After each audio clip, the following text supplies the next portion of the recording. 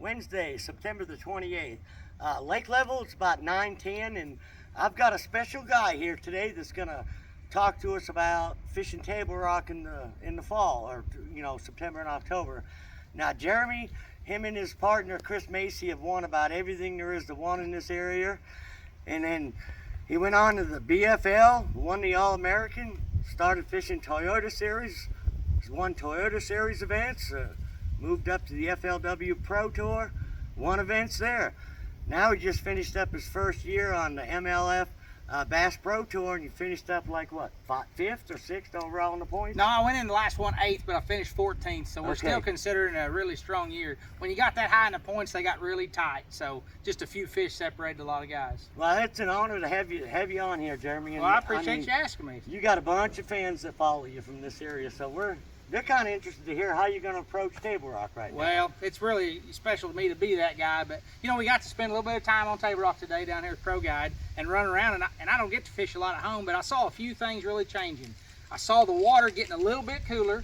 It's been like upper 70s, almost 80, and today when we put our boats in, it's like 75. So that tells me that there's going to be a few things happening. Fish are going to be congregating to the back of the creeks. The shad are going to move back there. But more importantly, the lake's really low. You said it's like 9, 10, about 5 feet below something. And what I saw today is a lot of boat docks are really close to the bank. Now, I really like that. Anytime the shallow bite's going to come on, the closer you can get to a structure right next to the bank line, I think the better your odds are to get that fish on there. And if you look like down here on the shoreline, there's not any other cover. So one of them boat docks down through there might hold multiple fish.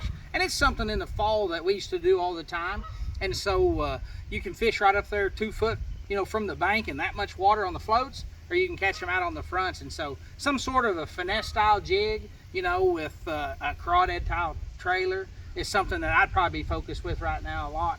And then definitely topwater, that's going to come in. Yeah, you about got to throw a plopper. Yeah, I mean, I had to keep a smallmouth on it this morning, and like you say, with the bait moving, I seen a lot of silver-sided minnows, we call them shoreline minnows, flipping around today. And like I said, with that cooler temperature, the bait's got to start moving. It's been scattered.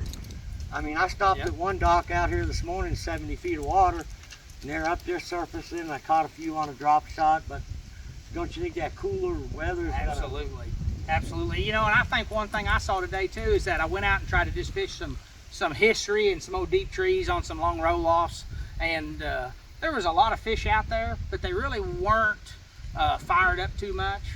You could catch a few numbers. I only had a few keepers, but one thing I think somebody should really pay attention to is you need to focus one way or another. I don't think you can run out and fish deep here and then run up and fish shallow here and vice versa.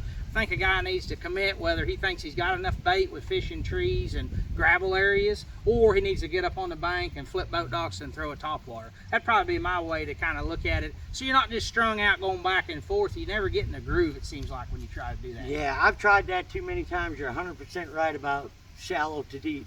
Seems like in practice I can catch a few out there deep, and I think, well, I'll go out there deep, catch 3 or 4 real easy, and then 3-4 hours and you're still there with no fish. So it's like the whopper plopper. We fished an event a couple weeks ago, and I decided I was just going to put it in my hand regardless of what the weather was, and we had like 7 bites all day, but they were the right bites. You know? Well, you know how that goes both ways sometimes. You can really look like a hero, or you just don't look very bright. But that's just how it's going to work, And I think the guys that try to win, that happens to a lot more, because you're trying to win, and if you don't win, then it just happens. But if you want to compete, it's probably more consistent out there fishing deep, I would assume right now. But you've got to gamble to win. I agree. And this time of year the weights are pretty tough. I mean, last weekend there was a couple events. I think one took 14 pounds. So guys are basically looking for 4 pounds a kicker. If you can get a solid limit with a couple 3s, maybe a 4, you're going to be right there.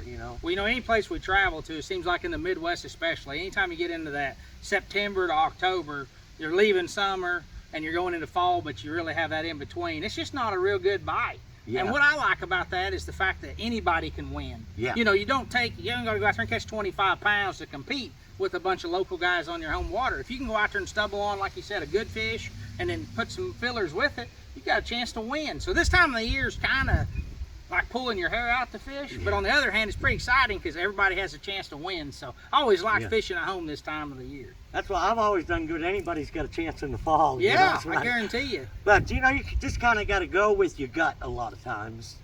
Yeah. And really your confidence. Your confidence is it's huge. If you're a shallow water fisherman, don't be out there trying to catch them like the other guys do. You better absolutely.